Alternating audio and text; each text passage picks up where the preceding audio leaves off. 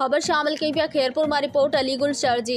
Khairpur district bar association जे सालियानी चोंड सिलसिले में नेशनल लॉयर्स पैनल तरफा सेशन कोर्ट खैरपुर जे आंगण ते शानदार प्रोग्राम मुनक़िद कयो वियो।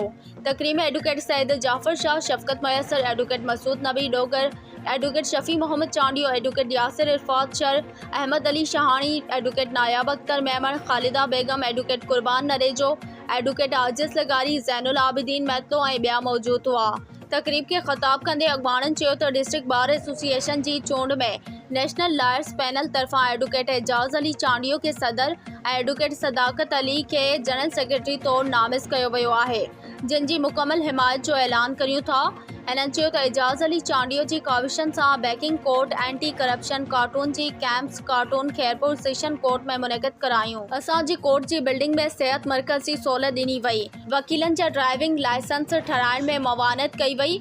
खैरपुर जे 8 ई तालुक़नि में तालुका बार जूं न्यू बिल्डिंग्स ठाराइण लाइ क़दम खयां विया आहिनि। केतिरनि ई वकीलनि मथां दाख़िल कूड़ा केस ख़त्म कराया।